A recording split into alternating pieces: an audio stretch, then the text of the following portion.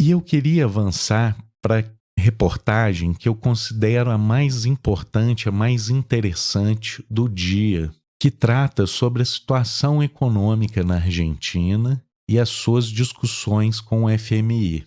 Eu recomendo fortemente a leitura dessa reportagem, inclusive para ajudar a entender uma questão sempre levantada aqui no Brasil, que é: vai virar uma Argentina, vai virar uma Venezuela. Como a Argentina virou uma Argentina? Como a Venezuela virou uma Venezuela?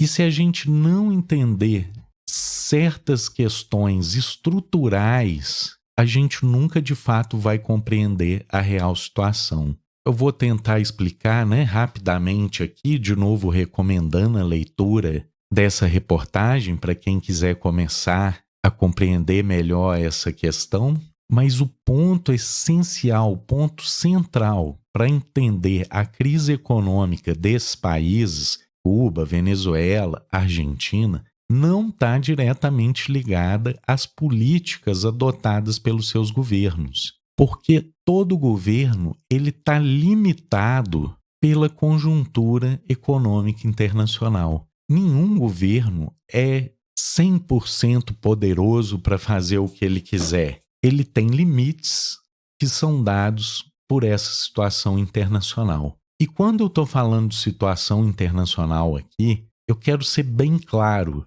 que eu estou falando é sobre a disponibilidade de dólares para uma economia. Como todos os países, exceto os Estados Unidos, não imprimem dólar, mas o comércio internacional é realizado nessa moeda, é fundamental para esses países que não imprimem um dólar o equilíbrio contábil nessa moeda. Em outras palavras, se um país começa a perder muito dólar, começa a sair muito dólar da economia, isso vai gerar uma desvalorização do seu câmbio, levando a uma alta inflacionária, a dificuldade de importações, porque os produtos importados vão ficar cada vez mais caros. E, em última análise, vai elevar o custo do endividamento externo também. Então, a crise, por exemplo, na Venezuela, em Cuba ou na Argentina, ela é em grande medida ditada por essa disponibilidade de dólares em sua economia. Como são países desindustrializados que dependem da compra de produtos no exterior, é fundamental para fechar as contas esse equilíbrio, que é alcançado de maneira mais tradicional através da sua balança comercial. Então, se eu exporto mais do que eu importo, eu estou tendo um saldo positivo de dólares que tende a valorizar a minha moeda, que tende a tornar mais barato as importações, que tende a exercer menos pressão inflacionária. Por outro lado, se eu importo mais do que eu exporto, eu vou ter uma saída de dólares, trazendo consigo os efeitos da desvalorização cambial. Mas a balança comercial não é um único elemento desse equilíbrio da quantidade de dólares numa economia. Num sistema cada vez mais financiarizado, a chamada conta de capitais, os fluxos de capital financeiro,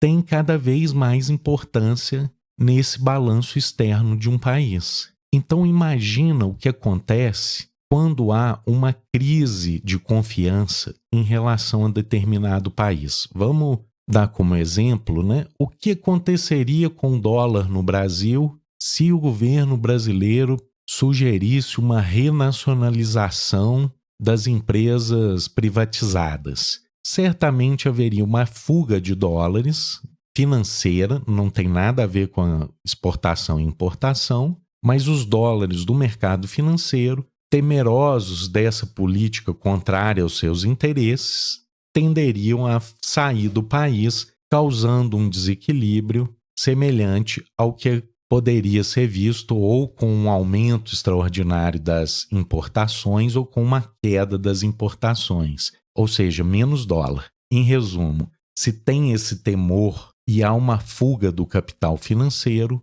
o dólar tende a desvalorizar no país. Agora imagina uma grande fuga de capitais. O que acontece com o dólar? Vamos pegar como exemplo, hoje no Brasil o dólar está aí na faixa de 5. Se essa proposta de nacionalização das empresas privatizadas fosse aventada, para quanto iria a taxa de câmbio? Obviamente é impossível dizer o número correto, mas só para exemplificar, ela poderia ir para 10, para 15, para 20, dependendo da intensidade dessas tensões nesse debate, do temor do mercado financeiro. Mas certamente haveria uma grande desvalorização, o que traria uma inflação pesadíssima, porque vários dos produtos que a gente compra são importados. Então esses produtos duplicariam, triplicariam de preço com essa desvalorização cambial.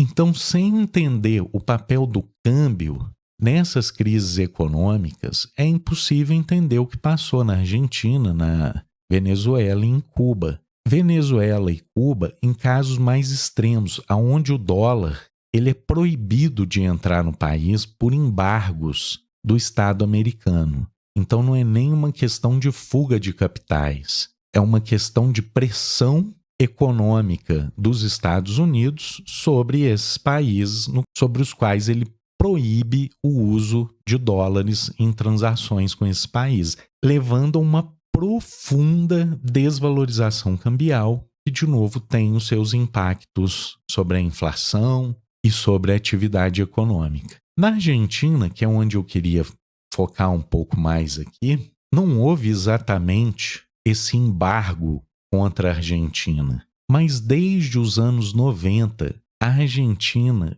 entrou numa situação econômica no qual ela é muito suscetível a variações da disponibilidade de dólares na sua economia. Porque no início dos anos 2000, a Argentina entrou numa crise profunda e deu um calote, tendo que recorrer ao FMI para socorrer com esses dólares necessários para o país continuar no mercado internacional. O FMI empresta à Argentina esse dinheiro lá no início dos anos 2000, mas em contrapartida exige pagamentos e exige uma postura fiscal do governo que vai praticamente impedir o acúmulo de reservas no país, porque essas reservas têm que ser pagas na forma de juros para o FMI.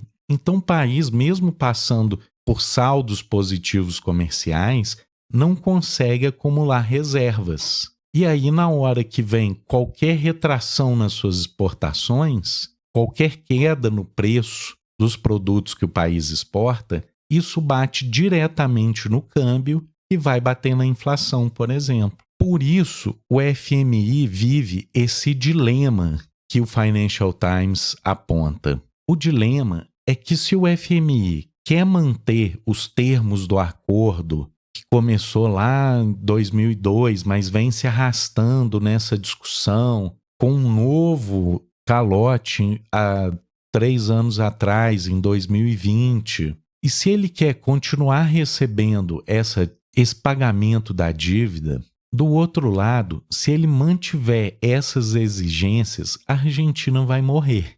A economia vai entrar num colapso total. Então, o ministro da Fazenda da Argentina está negociando uma revisão das regras desse acordo com o FMI nessa base. Olha, se vocês quiserem manter essas condições, o país não vai conseguir pagar e vai dar o calote de qualquer jeito. Então, é por isso que o jornal fala que é um dilema e que hoje o FMI compreendeu que é impossível fazer essas exigências tão draconianas, tão severas contra a economia argentina, que isso de fato está levando a essa desestabilização completa da estrutura da economia argentina e mais cedo ou mais tarde vai levar um calote, que é o que no primeiro momento do plano era evitar.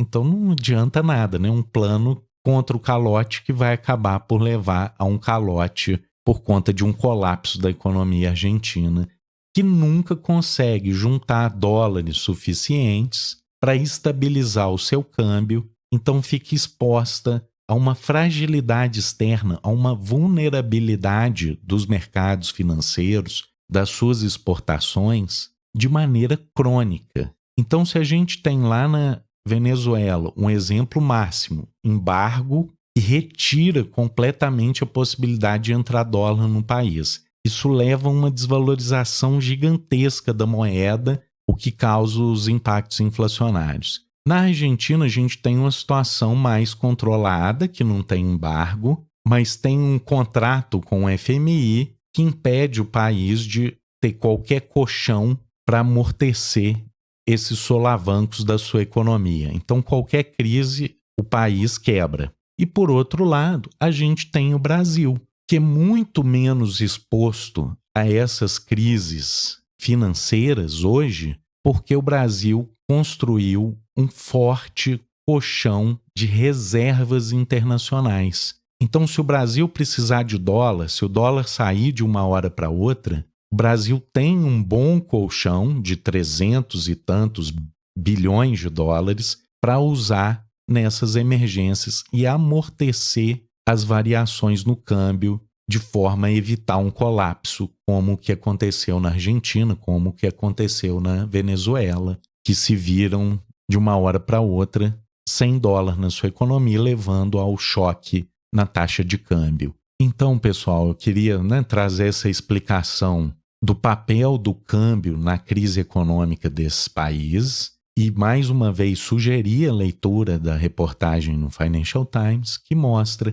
que até o FMI, que sempre foi o defensor do uso dessas políticas para controlar as políticas econômicas desses países dependentes do FMI, hoje tendo que admitir que realmente é inviável, é improdutivo, inclusive, por próprio interesse do FMI, manter uma economia tão asfixiada, porque no caso da Argentina, a Argentina está procurando a solução numa aproximação cada vez maior com a China. Hoje a Argentina já é a maior parceira da China na América do Sul. E aí leva o FMI a pensar se de fato esse é o melhor caminho para defender os seus próprios interesses. Bom, eu espero que tenha ficado claro aí a tese sobre a crise na Argentina. E, de novo, leiam e futuramente a gente volta a discutir esse tema aqui.